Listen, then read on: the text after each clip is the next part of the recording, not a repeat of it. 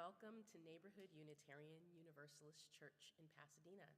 Welcome to all members, friends, and guests. My name is Dr. Zenaida Robles, and I'm the Director of Music here at Neighborhood Church. And I'm happy to serve as your worship associate today. Neighborhood Church creates and grows an inclusive community of faith connected by love, spirit, and service. We acknowledge our presence on the ancestral and unceded territory of the Gabrielino Tongva peoples, the traditional caretakers of the lands and waters of this campus. Today's service is designed and performed by the Reverend James Ford. Music is led today by me and Associate Music Director Wells Lang. Please take a moment to silence your devices as we begin our service. Families with young children are always welcome in the sanctuary, and there is an additional play area for the very youngest in our narthex, or the entryway. For adults and older youth who don't need assistance, there is a quiet crafting table close to the organ. I have 3 announcements. First, you still have a few days to sign up to host Dining for Dollars for the Dining for Dollars event. See details for how to sign up in this week's newsletter. Second, enrollment for winter camp at De Benneville Pines will begin on January 4th after the service. So make sure you come on January 4th. And third, church offices will be closed until Friday, January 2nd. The service on January 4th will be a special fire communion service in honor of the anniversary of the fires in our community. Our order of service this morning is available as a link in the Sunday email and online by scanning the QR code on the back of your hymnal with your phone camera. Again, welcome to Neighborhood Church, an inclusive faith community connected by love, spirit, and service.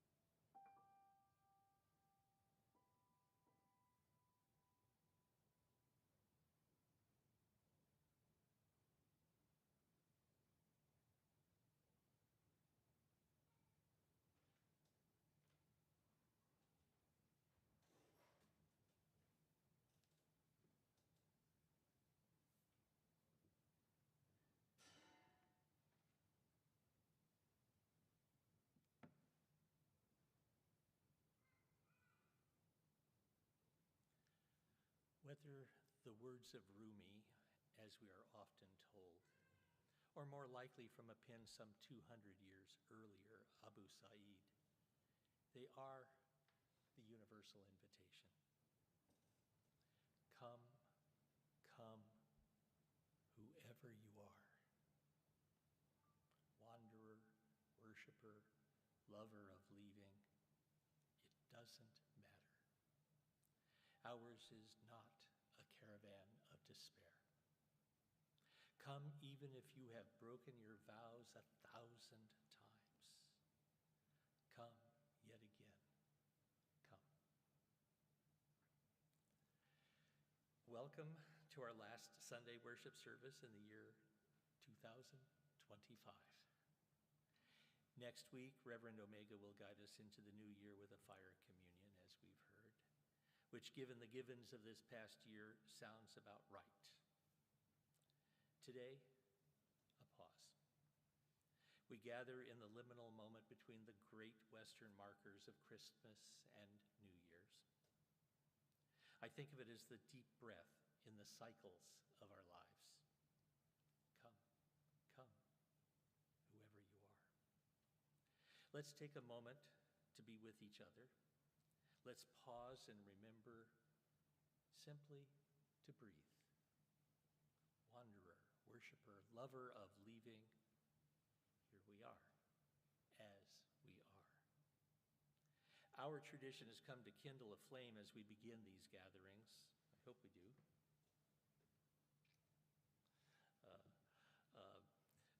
It has many meanings, some public, some deeply private and personal.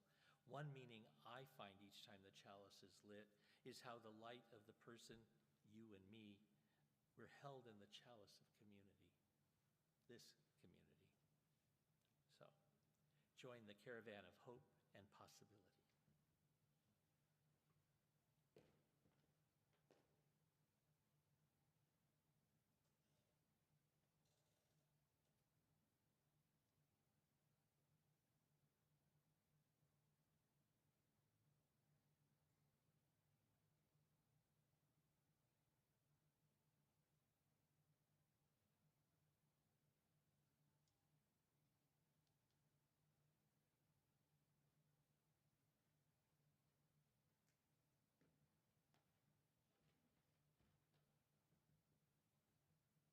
Come.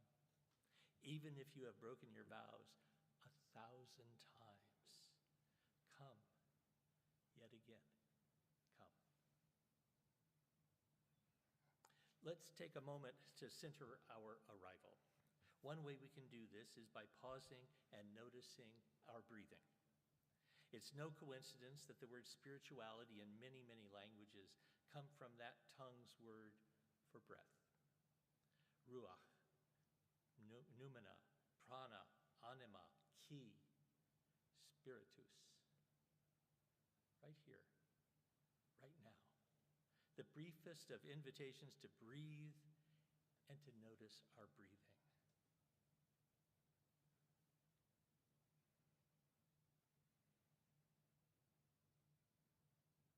The divine poet Jane Hirschfield sings to us, one breath taken completely.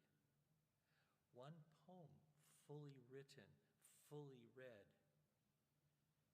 In such a moment, anything can happen.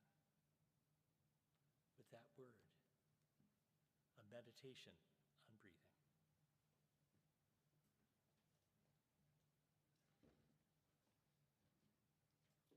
Seated comfortably with your body tall and conducive to excellent breath flow. Oh, not sure what's going on there. Please remain seated, but let's sing together meditation on breathing.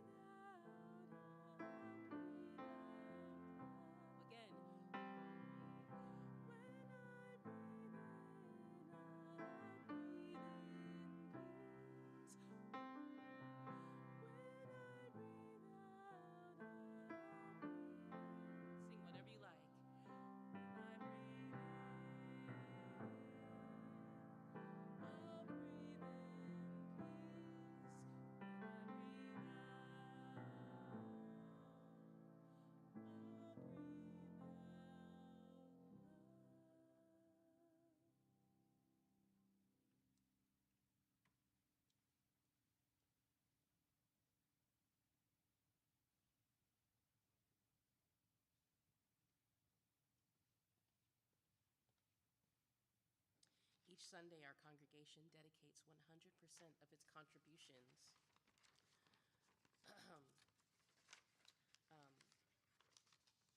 you can donate in one of two ways. You can use your cell phone to donate by texting the number on the screen, or if you'd prefer to donate in person, please, you may put your donation in one of the designated boxes during the music or after the service. There's a box there, and there's a box behind the center section of seats, and there's a box in the narthex.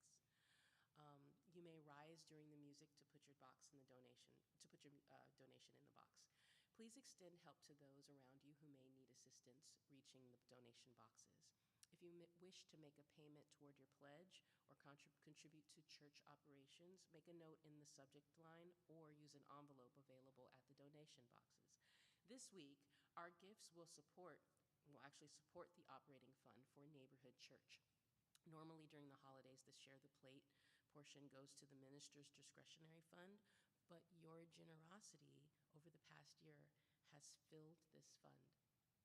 Reverend Omega has used this fund for bills, food, and to help people after the fires, and she is grateful that this account is healthy and will be able to be used well into next year.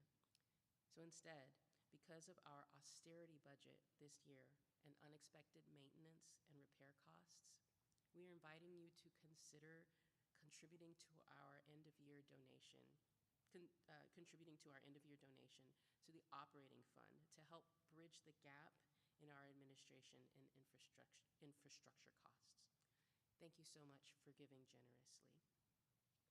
Today's music features composer Rena Esmail, who is an Indian American composer who lives here in Pasadena and happens to be one of my dear friends. See me,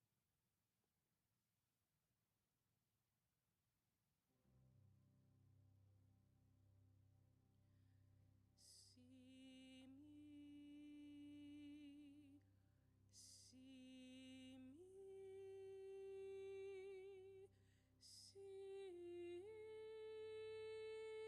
my light, see me, see me,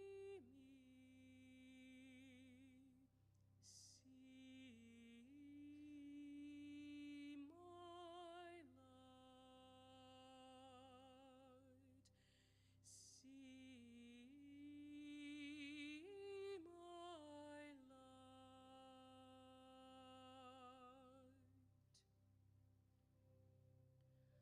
I see you, I see you, I see your light, I see you, I see you, I see your light.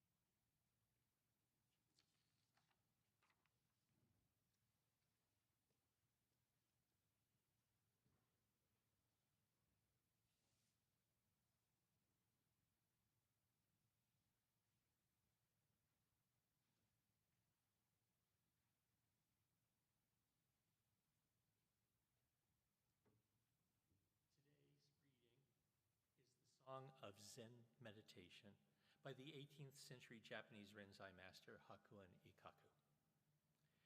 This is adapted from Norman Waddell's translation. All beings by nature are Buddha.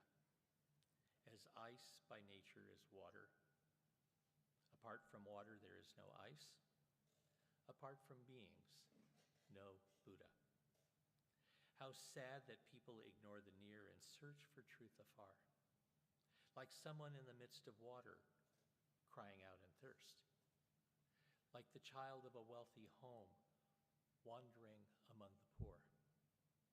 Lost on dark paths of ignorance, we wander through the 6 worlds, from dark path to dark path. When shall we be freed from birth and death? Oh, the meditation of the great way. To this the highest praise, devotion, repentance, training.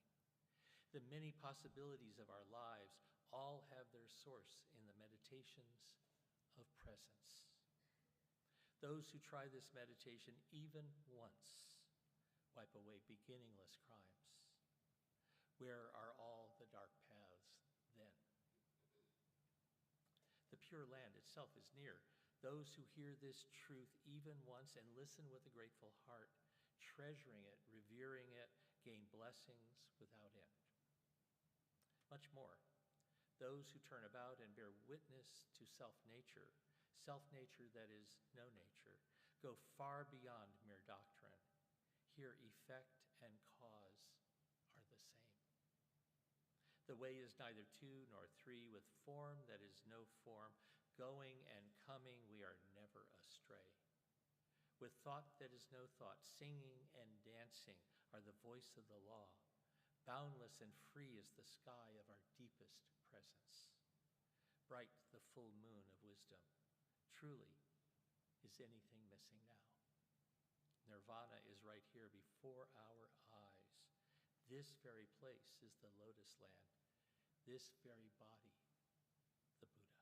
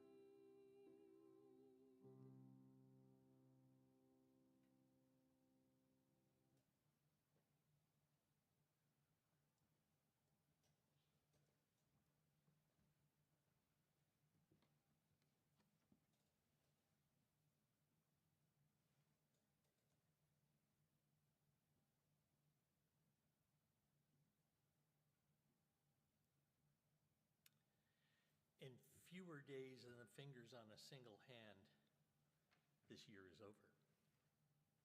While I'm at an age where one does not casually throw away the days of a life away, I am ready for this one to be over. On balance, goodbye and good riddance.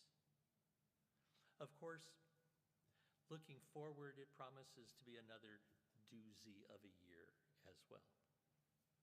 And here we are, gathered in the warm embrace of our peculiar Unitarian Universalist spiritual community. Some are here because, well, it's what we do. Others hope for just a bit of a breather. And for some of us, maybe for a word of hope. Maybe even a word of hope. I was in conversation with Zenaida about what might be useful for this time between Christmas and the New Year. And she said, well, what about sharing something about meditation? Another word rich in meanings. But the point of her counsel is straightforward. What about a reminder we do have ways of meeting the world that do not have to deplete us? And there even are ways of meeting the world informed by perspectives that bring that word of hope to life. So, today, a bit of a reflection on what meditation might mean for us. I'll start with a brief exploration of what people sometimes mean when using the word, and then a bit deeper of a dig into one or two ways of meditating that are congruent with our principles and aspirations as you use. I recall many years ago visiting the renowned San Francisco Zen Center. They have a tiny bookstore which I like to drop by and investigate when I find myself there. This time, I noticed there was a small sign on offer.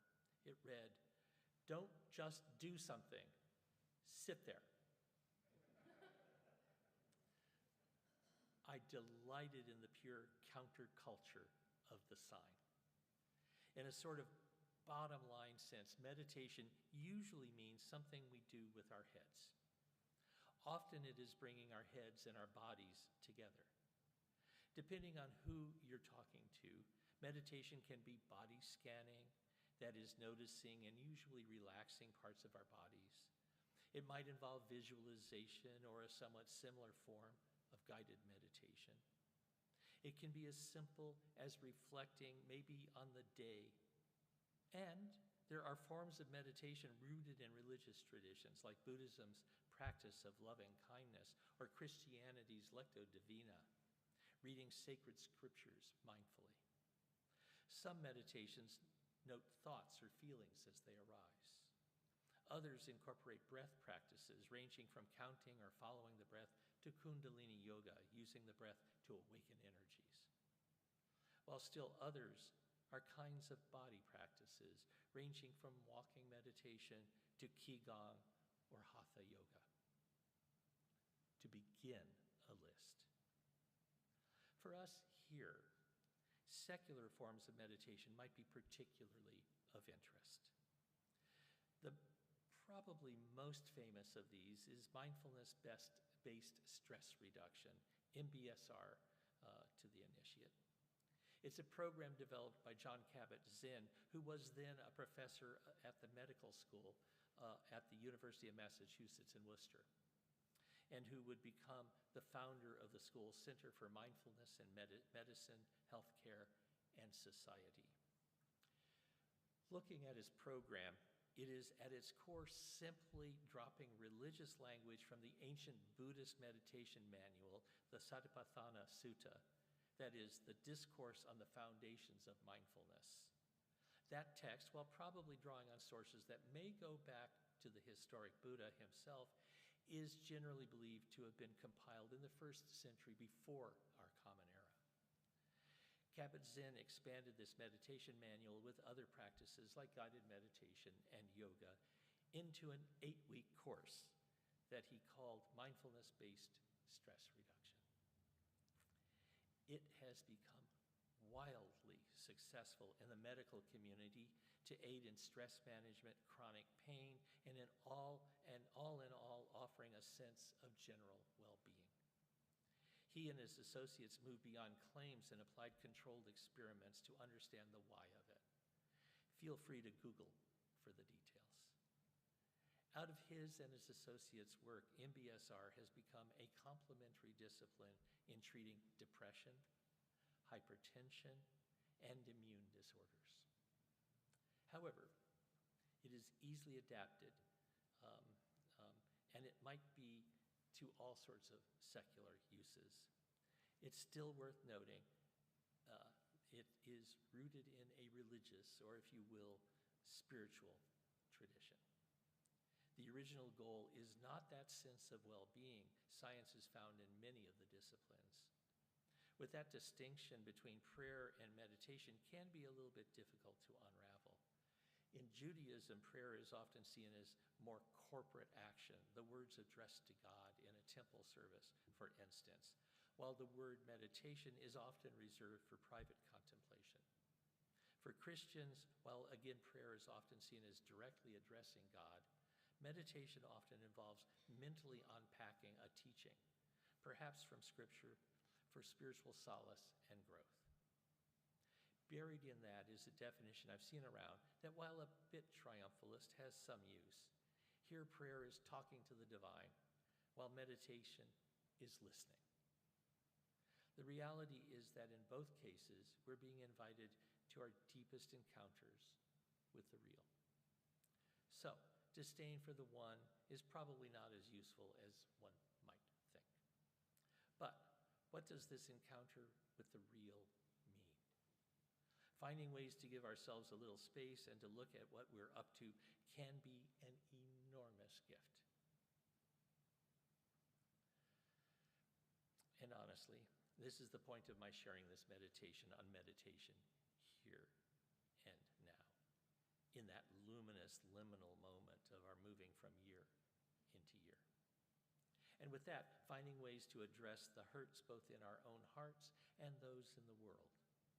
With that, here's an example of that kind of meditation where mental health and maybe some larger intimations of connection can be found in the adaptation of ancient spiritual practices. An old friend of mine, Ken Ireland, is a former Jesuit. Although I've been told by friends there is in fact no such thing as a former Jesuit. And knowing Ken, that's probably true. Although I know him as a Zen practitioner of many years. For the last decade, he's lived in Dharamsala, the Dalai Lama's home base in India, and because of his visa issues for the past year in Thailand. In his personal life, Ken has adapted the famous Ignatian examination of conscience, also called the examen, in a secular, or at least somewhere in that area, manner, in a very interesting way, I think. Like with MBSR, I see possibilities for our crowd in it. With his permission, I share it here. Ignatius, who developed the large practice of his spiritual exercises in 1522, recommends undertaking the examen for a relatively short period of time, 10 or 15 minutes, at 3 distinct times in the day: upon rising, before the midday meal, and upon retiring. In the morning, as your day is not yet filled with conscious and unconscious actions, you can resolve to reflect and remember what you are going to look for if you have identified a chief characteristic in your heart. This is the nub of the discipline, seeing who you really are. Not what you would like to be, but who you are. And this is found in discovering that chief characteristic. Ken continues, usually you will hone in on what you're determined is your greatest obstacle to living in freedom and love. Some trait, a repeating negative pattern, a persistent inner dialogue, resentment, or prejudice. This becomes a tool that helps focus your review of the day's events. It is almost always a moving target. You might work with a spiritual director to figure out a useful self-interrogation. So, with that invitation, Ken's version of the steps of the examen. There are a lot of parts to unpack, but here and now, I'm just giving the bare bones. First, quiet yourself. Become aware of the simple goodness of the universe, not as hard as it may sound. We see the gifts of life, the blessings of this human world through faith, the eye of love. Be thankful. Then, look in to see clearly, understand accurately, and respond generously to what is occurring in our lives. Then, review the history of the day, hour, week, or month, in order to see concrete, specific instances of the influence and activity of what we have identified as our chief characteristic. These can be detected by paying attention to strong feelings that may have arisen in situations and encounters. Over time, more subtle feelings will become apparent. Then, examine these instances, our actions, reactions, words, and feelings to see whether you have collaborated with deep inner guidance or yielded to the influence of evil in some way. Express regret and gratitude. Then, plan how to use your own inner guidance skillfully to avoid or overcome the negative influence of chief characteristics in the future. I'm quite taken with Ken's secular examen. It definitely fits the bill for a vital and useful kind of meditation, as I consider the word. In his and Ignatius's invitation, we see both the best of ourselves and our worst, the real made personal. And in my own practice, you may have heard I'm a person of the Zen way. The discipline is less discursive. There are many mansions in the ways of meditation, which brings both disadvantages and advantages. To my mind, the disadvantages of Zen and its cousin, mindfulness, not mindfulness based on anything, but mindfulness as an ancient Buddhist practice, includes less clarity on direction, less focus on accomplishment, but includes the advantages of finding perspective, of seeing who we are and how we exist within a web of relationships with other people and with the world itself. And so something I found might well be worth all the bother. Maybe even something to try on in this new year, rife as it is with opportunities for hurt and healing. A couple of years ago, I wrote a brief piece for the Buddhist magazine Lion's Roar, offering a simple 5-step guide to a basic mindfulness meditation practice. I think sharing it here may be a good way to conclude my little meditation on meditation. It's not Zen, which adds more wrinkles to the matter, but instead is a basic review of that core practice adapted by many in many times and many places, including the good Dr. Kabat-Zinn. 1. Choose a quiet and uplifted place to do your meditation practice. Sit cross-legged on a meditation cushion, or if that's difficult, sit on a straight-backed chair with your feet flat on the floor, without, if you can, leaning against the back of the chair. 2. Place your hands, palms down, on your thighs or knees, and take an upright posture with a straight back, relaxed yet dignified. With your eyes open, let your gaze fall comfortably as you look slightly downward, about 6 feet in front of you. 3. Place your attention lightly on your out-breath, while at the same time remaining aware of the environment around you. Be with each breath as the air goes out through your mouth and nostrils and dissolves into the space around you.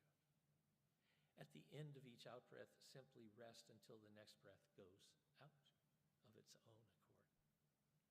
For a more focused meditation with fewer opportunities for distraction, you can follow both the out-breaths and the in-breaths. 4. Whenever you notice that a thought has taken your attention away from the breath, just say to yourself, thinking, and return to following the breath. In this context, any thought, feeling, or perception that distracts you is labeled thinking. There are more advanced forms that slice and dice the distinctions more finely, but thinking really will do. Thoughts are not judged as good or bad. When a thought or sensation or feeling arises, just gently note it and return to your attention to your breath and posture. 5. At the end of your meditation session, 5 minutes, 10, or half an hour, or perhaps a full hour, bring calm, mindfulness, and openness into the rest of your day. The good folk at Lions Roar provided lovely illustrations for the piece. One in particular showed the meditator fully engaged. They had a relaxed person sitting with arrows pointing out from all around her body. I wrote back about how the illustrations, as pretty as they were, and they were, missed the deeper point of this exercise. We're not trying to project ourselves out into the world with this practice, but allowing ourselves to encounter the world as it actually presents itself to us. That real once more. Or at least to come as close as such can be accomplished, given the limitations of our senses and our endless proclivity to put a story on everything.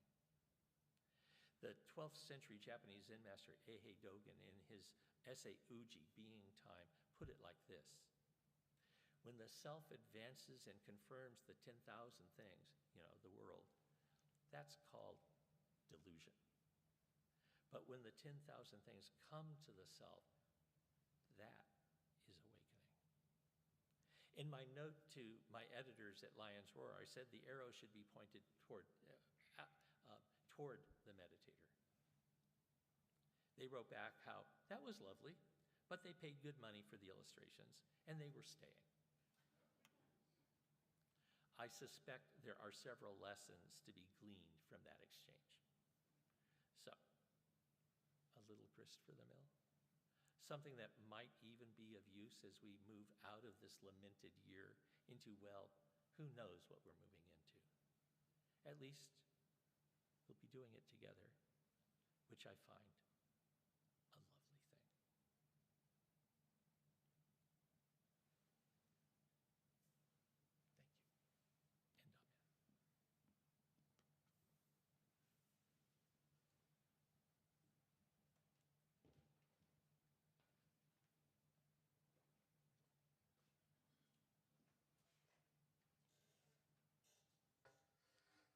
This time, please rise in body or in spirit and join in singing our closing hymn, Return Again.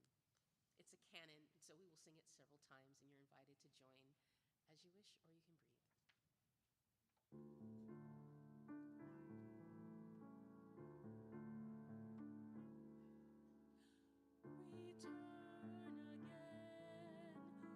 Return again, return again, return to the home of